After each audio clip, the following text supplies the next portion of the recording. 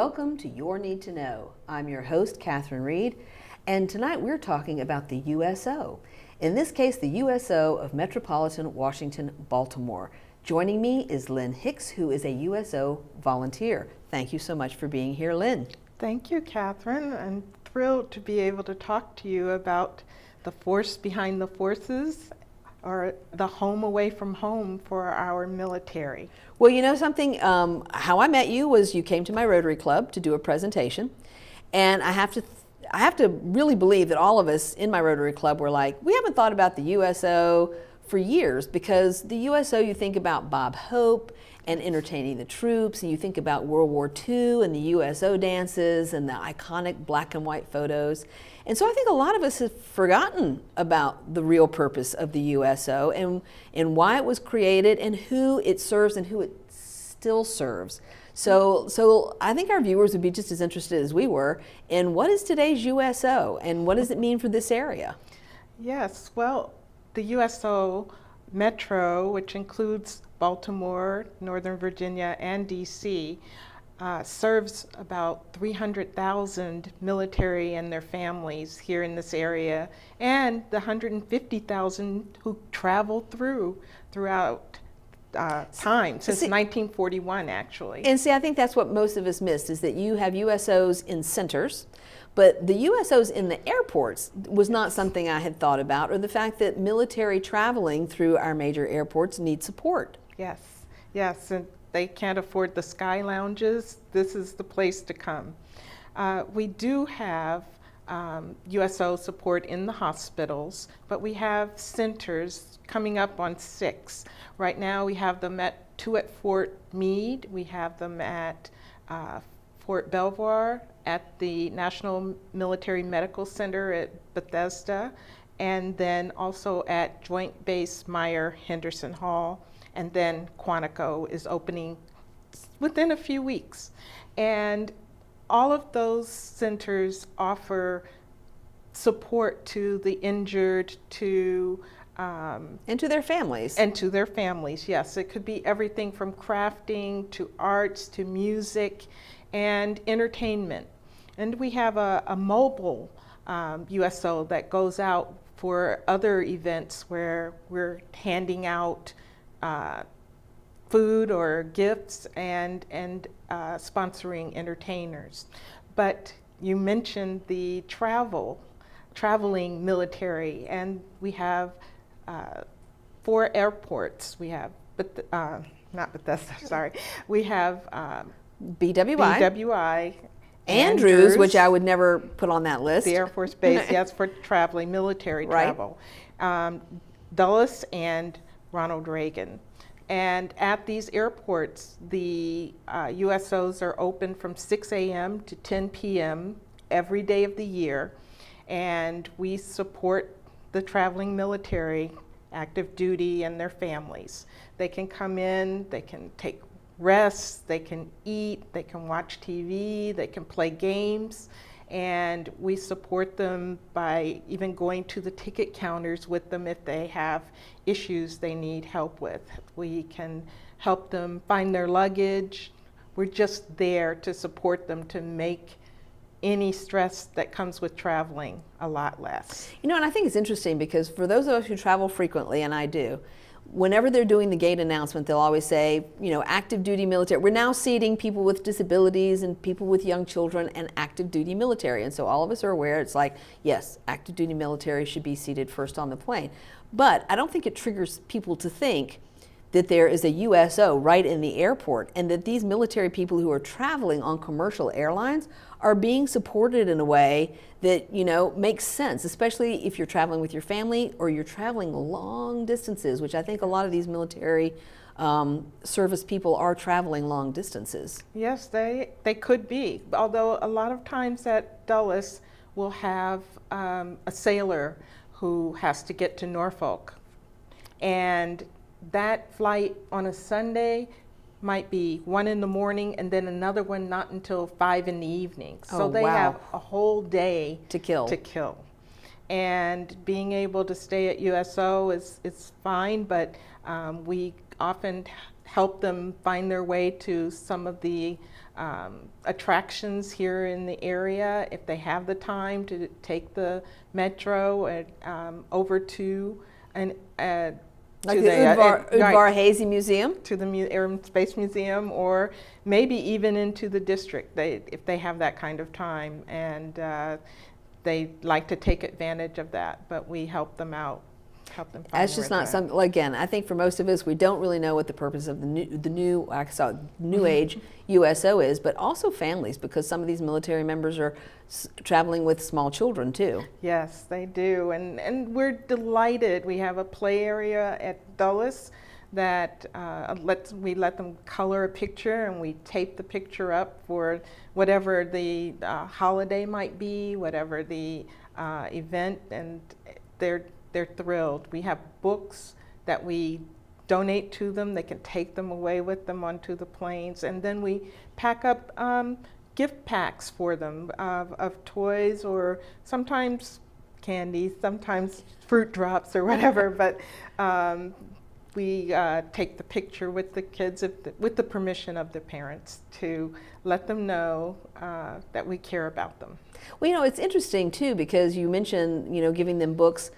How do other organizations help to collaborate with you as far as providing some of these things that are given to these families? Yes, well, we usually use our donations. In fact, USO is known for using 90% of the donations toward helping the military as opposed to administrative overhead. And we have support from organizations like the Elks, who donate the frozen entrees that we serve to our guests in the lounge, particularly at Dulles. Yeah. And that's just so interesting to me to think about that kind of collaboration between a service club like the Elks and the USO, because I would not necessarily have said, well, there's lots of collaborations from organizations that are service organizations. And so to me, that is a unique way for organizations to look at how they can support your efforts. Oh, yes. Well, we are a 501(c)(3) organization, so we do take donations, and we look for volunteers to help us support the troops. So you are unique in that you are former military. You're a retired captain from the Navy. But we asked you in our Rotary Club if a lot of the volunteers were former military. You said actually no. That's absolutely. They're family of military, friends of military, and they are just as interested in being the community behind our military. And I serve with people who did not, who were not in the military, but you can't tell. I mean, we're all there to support the troops. Very committed. So talk a little bit about how many volunteers you have at Dulles. Well, at Dulles, we have about 200. We have one paid director, and she coordinates our shifts. We work in 3, 4, and 5-hour shifts at Dulles, and we they do comp our parking, so right. that we don't have to pay for the parking while we're there, and we get to drink water while we're there. But really, she is amazing with helping us find our way through the airport so that we can help other people find their way through the airport, because you're not, I think you said you're on the first floor of the airport. Yes, we're actually on the baggage claim level. Right.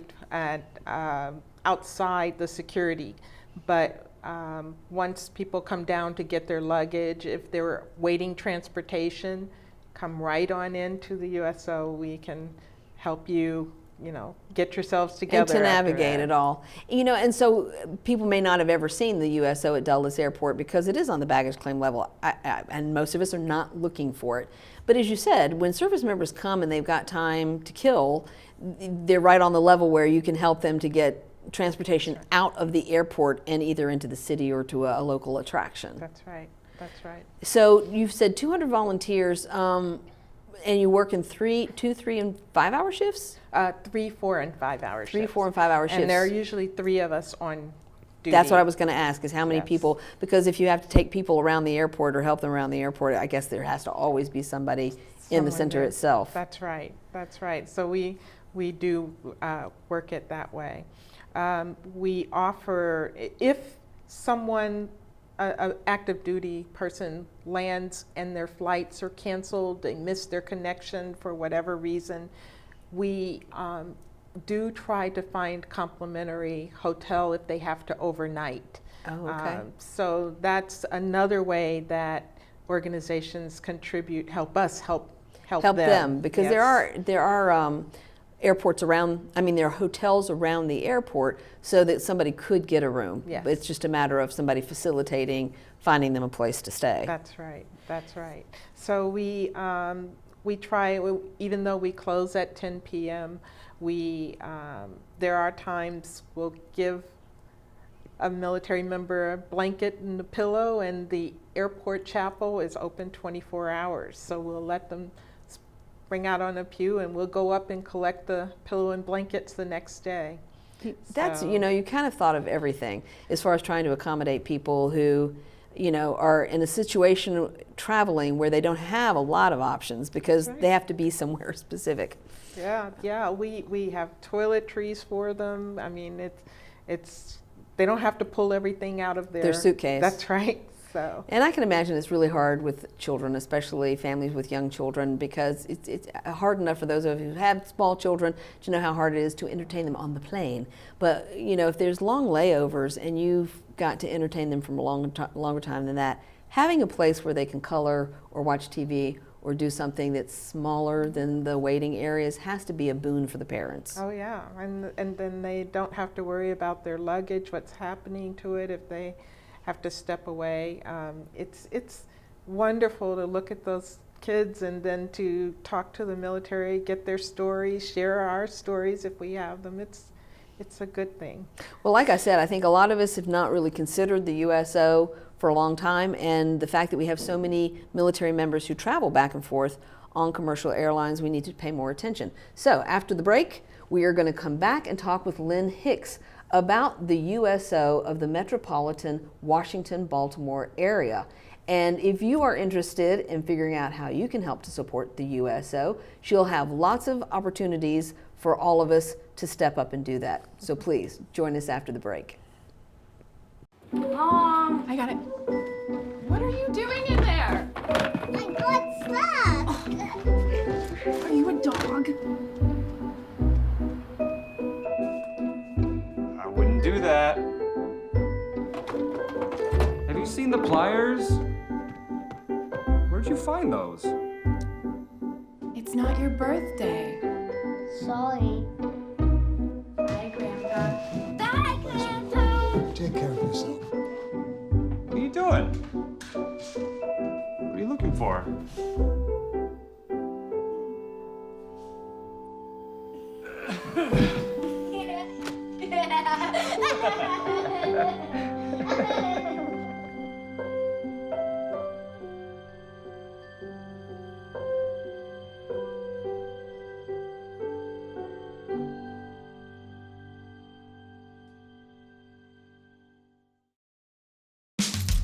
You can achieve a lot using your imagination.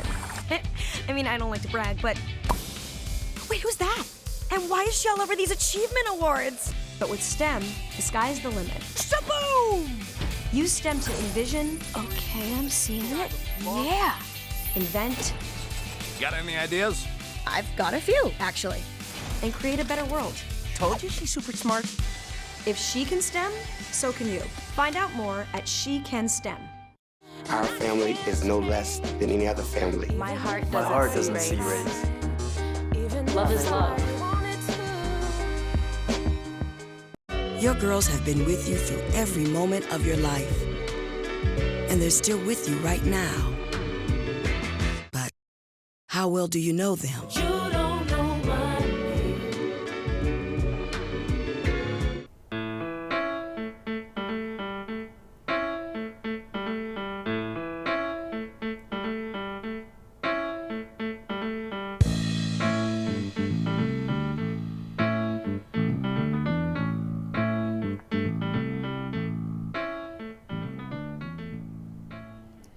Welcome back to Your Need to Know. I'm your host, Catherine Reed, and today we are talking with Lynn Hicks, who is a USO volunteer at Dulles Airport. Thank you so much for being here, Lynn. So we touched a little bit about some of the services that are provided, and we should probably let people know that usometro.org is the place that they can go to find volunteer opportunities not only at Dulles, but at all of the area centers. Absolutely, absolutely. And we, even when we travel, we stop at other USOs and we tell each other, I'm a volunteer over here, and it's like, oh, neat. What a great community. Yeah. I mean, and we should say too that, you know, USO Metro is its own organization under the umbrella of the International USO, because USO serves globally, and there's probably over 30,000 volunteers globally with USO. That's right. So, but this particular one is probably, if not, it's probably the largest or one of the largest USOs is the Metro USO. That's right, because we have those big hospitals and the big bases that have a lot of families and military. So one of the main things we do is we have coffee and an ear to listen to the stories. I can tell you, I picked up blankets from the chapel and found thank you notes all over it. And it was just a nice thing to see, you know, how much people appreciate it. Yes. I mean, and you are there. I mean, you're there in times of great joy, and you're there when people are struggling. That's true. And sometimes you need somebody who can just take a minute to listen to what it is you need to say. That's true. We are there for the families of the fallen. Sometimes they come through Dulles on their way to Dover Air Force Base, and we meet them at the gate, offer them a snack, maybe even take them back to the lounge if they have time, and escort them to their gate, just to be there while they are traveling and transferring. It's a sad journey, and I'm sure having a friendly face with a USO so that people, you know, that they know somebody cares enough to meet them and be there for them. But then there are some exciting times. I remember you told us a story at the Rotary Club about a young man who was about to get engaged.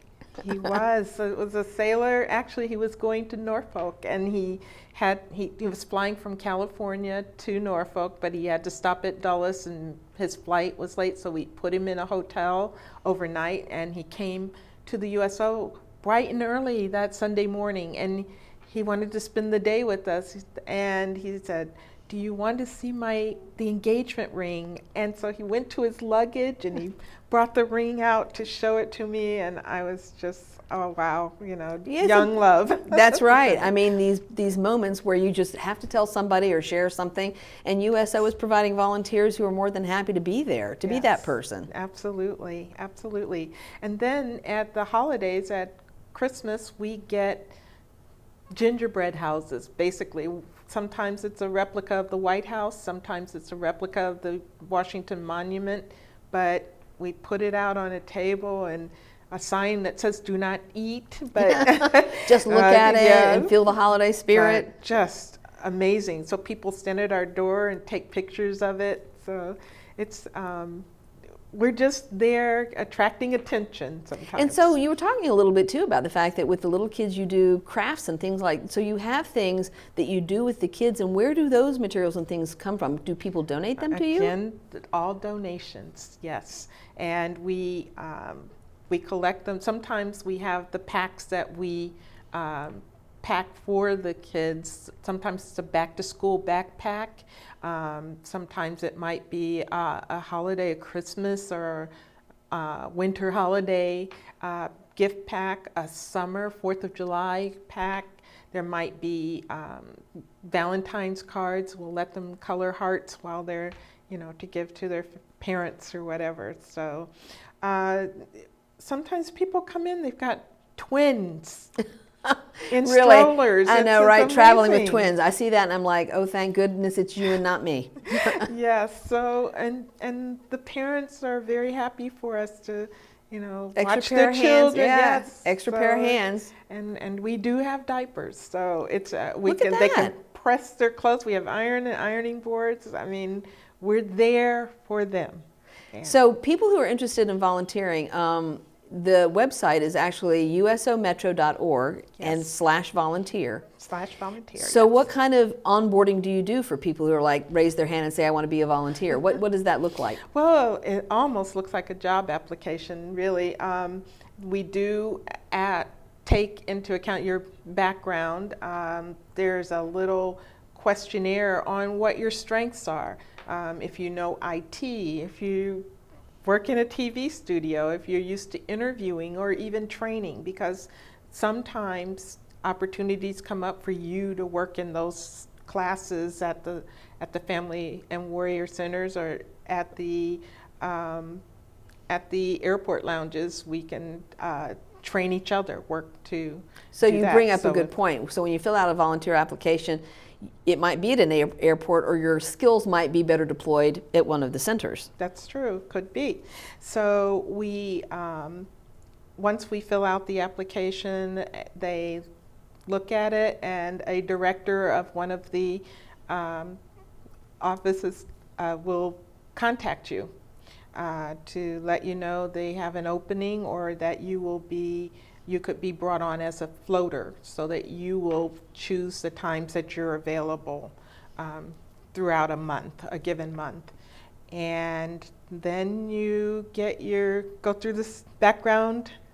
So there is a background check, which makes sense. You're check. working with the military in a center, or on a base, or in an airport. Right. That's right. And then we come in, and they issue you the current T-shirt and a lanyard, and you get badges, and then you show up on your shift. That's great. You're off to the races. Yes. And it's just, I can't tell you how wonderful the time is. Sometimes there are not many people, and other times you could say it's a slam where 15, 20 people, 30 people show up. Sometimes on all the service birthdays at Dulles, we have a cake and sandwiches, so there'll be huge subs available for the military birthday parties.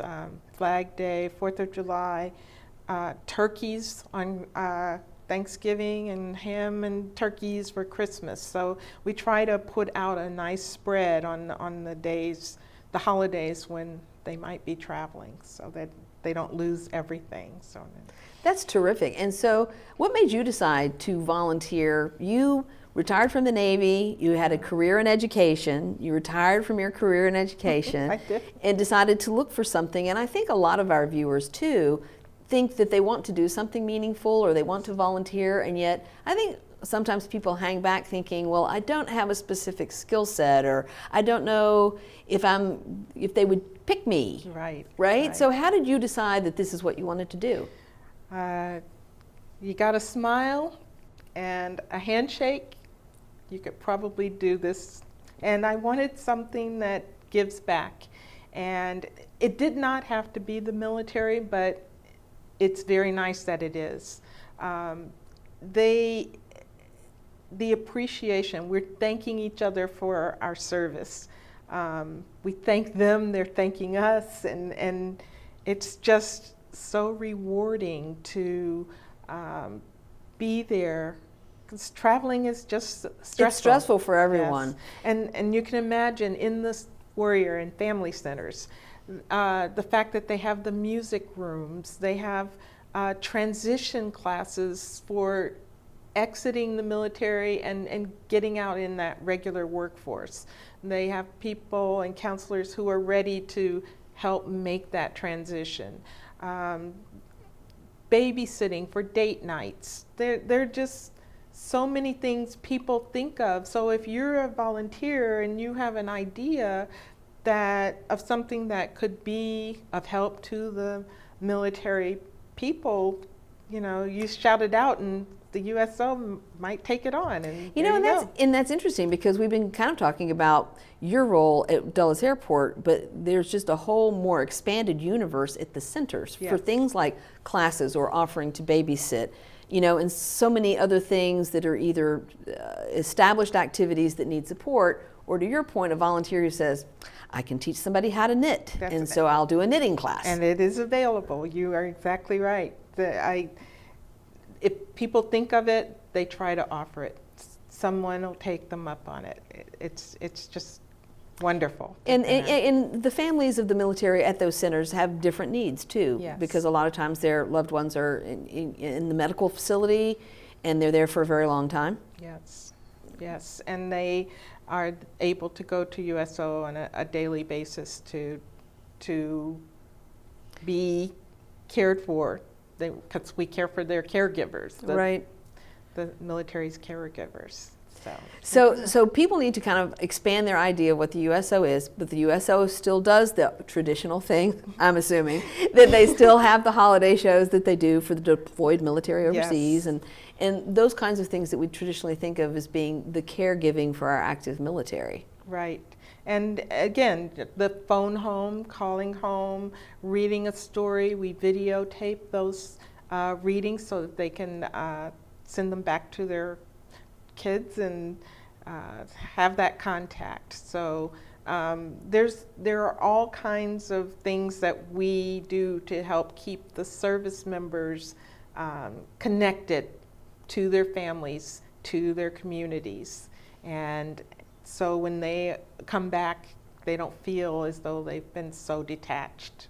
Well, and so that's very interesting. So service members can read a story and you videotape it, and then that can be like sent to their family? Sent to their family, or they can read it online at real time. Real time, yes. So I'm assuming obviously all of your centers have Wi-Fi, but do they have other kinds of things besides the Wi-Fi? Well, mainly we have computers that have the access to the military network, so that they can check on their leave papers or check their that work has to email. be a huge boon to be able to have access to a computer so that you can plug right into the military system. Right. Well, it is for them, but I haven't seen many take advantage of it. Yeah. But when you're talking Sunday morning versus a work day, Right. there's a difference. But internationally, overseas, at the front, they are able to call back home. And the fact that we now have an electronic sign-in system that is the same all over the world. So now you could have that app on your phone, and they walk in, they show their ID card, and they show the app that they signed in on, and they're in. They're in. They're in. Well, this has been illuminating. Thank you so much, Lynn. And for those of you at home, consider supporting the USO, because this is what you need to know.